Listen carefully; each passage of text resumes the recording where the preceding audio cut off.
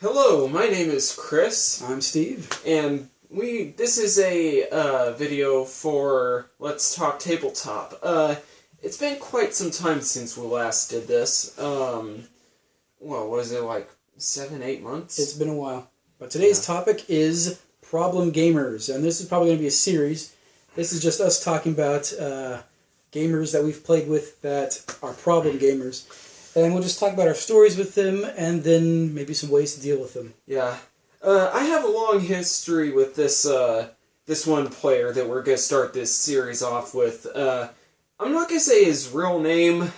But just for sake of simplicity, let's say his name is Trevor. Yeah. Trevor was an individual. Yeah, Alright, so this is a while back. We're playing Star Wars 2nd Edition, which was published by Wizards of the Coast. Wizards of the Coast. Now, it ran off of the D&D 3rd Edition rules. Yeah, and essentially, Trevor was playing a human who was... Now, here's the thing. I don't mind players being something out of the ordinary. Like, in Star Wars, in the books, I think there was one or two characters based off defense trees. I could be wrong. I know someone out there on YouTube is going to go, well, and point out the flaws or whatever in the books. But essentially, Trevor was playing the tech specialist. There's a class in Star Wars called tech specialist, and you're the guy who makes weapons and armor and all that stuff. And you're supposed to choose a profession. And for some reason, Trevor chose... a defense attorney. He chose lawyer as his profession. Yeah. Now, mind you,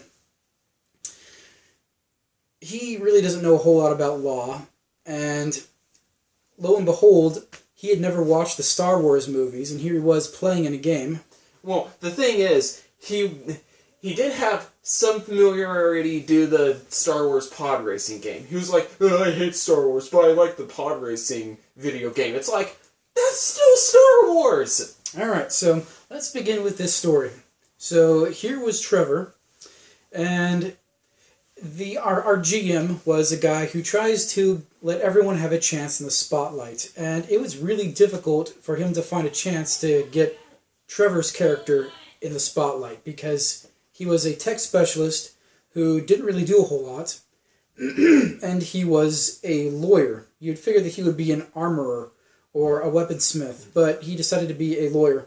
So our characters got in trouble with the Corellian government, and we needed to get out of trouble. This was the chance for Trevor's character to take the spotlight. Lo and behold, we find out that Trevor had not taken any knowledge law, which is something that you kind of need to play an attorney. It got to the point, due to this incident, where he started causing more trouble in gaming than he was helping.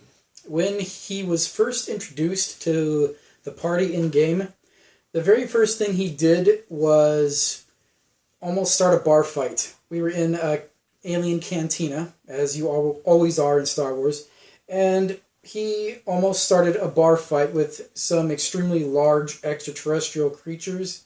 So he already did not endear himself to the group. The only reason that he got to stay and travel with us is because he was a player character. And there was even one point, I don't remember what brought myself and Mike's character to almost killing his character. I think it was the court incident. Yes, he had already proven himself to be utterly useless as a lawyer. He was given his chance to shine, and we found out that he didn't know anything about lawyering. He had no knowledge law. He could not help us out in the situation that was tailor-made for him. Yeah, and essentially, my issue with him was he was boasting and saying, like, oh, I'm the best lawyer, da-da-da-da-da. It's like, you know what?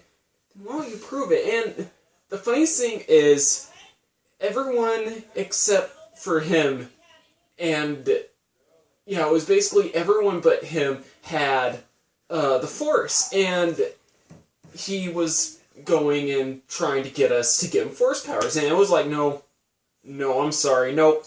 He was not Force sensitive. Yeah. So he wanted to be special. Everyone in the game had a relationship with, a romantic relationship with another character, except for him, which set up a rather interesting encounter between him and a Gungan. I think that's about the time he asked, "What's a Gungan?" Which is that's how we found out that he had never seen any of the Star Wars movies. The original trilogy or the prequels. This is a lot like Spoonie's "What's a Paladin" from Ultima. Asking what a paladin is like going up to an ice cream store and asking what ice cream is. And even then, asking what...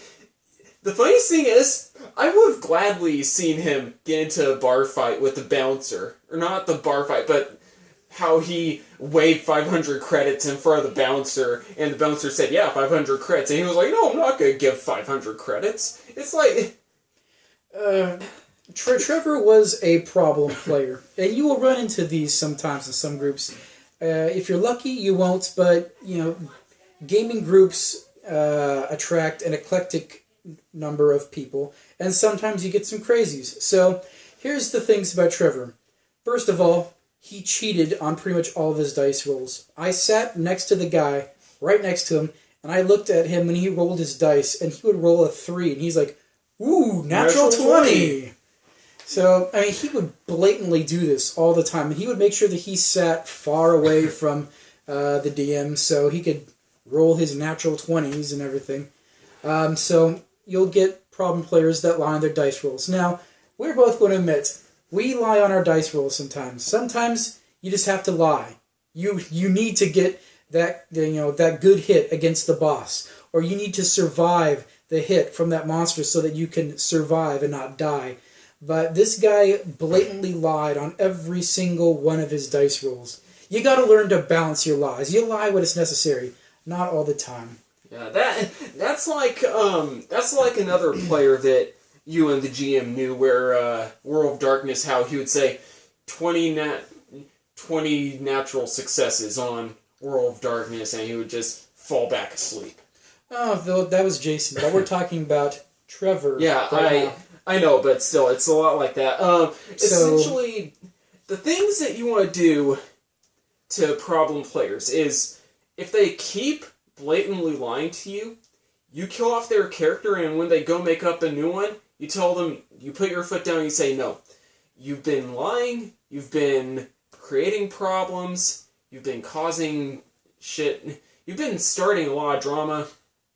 No, you're not playing anymore. That's an extreme measure, but let's go down the list of Trevor's crimes. There's cheating on dice. Don't cheat on dice unless it's necessary. If you're a long-time gamer, you know when and when not to cheat.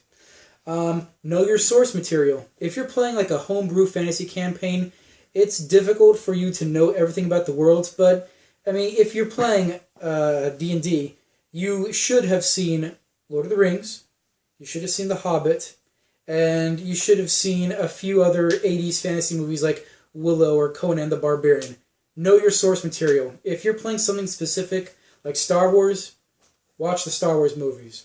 It's as simple as that. If you're playing a post-apocalyptic game, watch Mad Max, watch The Postman, watch Waterworld. At least look at some of the gameplay for Fallout. If you're playing something like Cyberpunk 2020, watch The Lawnmower Man. Lawnmower Man, Ghost in the Shell. There's a bunch of anime out there that's cyberpunk. But don't cheat on your dice rolls unless it's absolutely necessary. Know your source material. Don't be a liar. Make your character practical. Don't be fucking stupid. Well, you do have a personal history with Trevor. Yeah, so well, let's just leave it at that. Okay. Yes, so if you're going to make a character, make him practical. If you're going to be a lawyer, make sure you have knowledge law. make sure that there's a reason why you have a lawyer type character in there. If you're a tech specialist, guess what? Your job is to make stuff and fix things. That's your role. You know, you can make your character kind of unique, but make sure you can do your role and do your role well. Yeah, because this guy was not doing his role very well. There came a point where, as I said, myself and another of the players, we walked up to his frickin' room, his cabin on the ship, and we're really freaking close to earning a dark side point for killing him off. They were ready to kill his character. If it gets to the point where you have multiple people in game trying to kill one of the player characters, you know, it's time for something to happen. Either that player needs to figure out he's screwed up and raise his hand and say out of game, hey, I sense some tension here. What can I do to fix it? Or it's time for the GM to step in and say, okay, obviously your character is not helping out, so we need to adjust it after game, or pause the game and adjust it. Or, as it ultimately turned out to be with Trevor, sometimes people just need to not be in games anymore. Some people are just toxic. Yeah, and that's the... Alright, the moral of the story is, don't let people screw with your games. Don't let players intentionally or even unintentionally screw with your games. There's times for having fun.